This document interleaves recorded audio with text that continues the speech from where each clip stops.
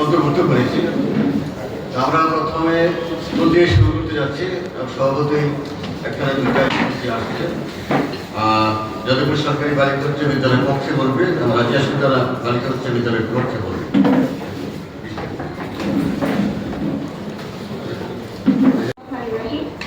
আমার সোনার বাংলা, আমি তোমায় ভালোবাসি। জন্ম দিয়েছো তুমি মাগো, তাই তোমায় ভালোবাসি। কবিতার এই অংশটি থেকে যখন কোনো মানুষ অসংবদ্ধ অনুভব করে, তখনই তার ভেতর থেকে দেশপ্রেম বেরিয়ে যায় এবং সে শুরু করে দেশবিরোধ, দুর্নীতির মতো ঘৃণনীয় কাজ। মাননীয় মডারেটর, বিজ্ঞ বিচারক মণ্ডলী, আমার সুপ্রিয় বিজ্ঞ প্রতিপক্ষ এবং সুপ্রিয় শ্রোতাবৃন্দ, আসসালামু আলাইকুম এবং শুভ সকাল। আজকে আমাদের বিতর্কের বিষয় হচ্ছে মূল্যবোধ ও দেশপ্রেমের অভাবে দুর্নীতির বিস্তার ঘটে, এবং সঙ্গত কারণে আমি ও আমার দল বিষয়টির পক্ষে অবস্থান করছি। মাননীয় মডারেটর, মূল্যবোধ ও দেশপ্রেমের অভাবে যে দুর্নীতির বিস্তার ঘটে, এটি প্রমাণ করার জন্য প্রথমে আমি মূল্যবোধ, দেশপ্রেম ও দুর্নীতি সম্পর্কে আমার বিপক্ষ দলীয় বন্ধুদের কিছু ধারণা দিতে চাই। শুভেচ্ছা ও সালাম। আসসালামু আলাইকুম। আমি আজ বিপক্ষ দলের পক্ষ থেকে বলতে চাই, মূল্যবোধ ও দেশপ্রেমের অভাবই দুর্নীতির মূল কারণ।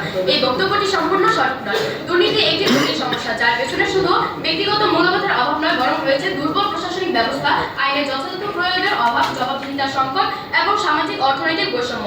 এবং আমার প্রতিপক্ষ বন্ধুরা, সবাইকে আন্তরিক শুভেচ্ছা।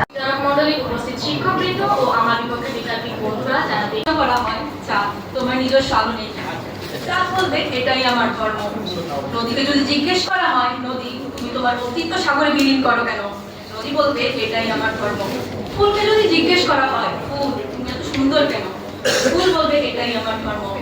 আর আমার প্রতিপক্ষ দলের বন্ধুদের কথা শুনে মনে হচ্ছে অযৌক্তিক কথা বলাটাই তাদের ধর্ম। মাননীয় মডারেটর, শ্রদ্ধেয় বিচারক মণ্ডলী, প্রতিপক্ষ বন্ধুরা এবং উপস্থিত ছুটি, সকলকে আমার আন্তরিক শুভেচ্ছা ও সালাম। আসসালামু আলাইকুম।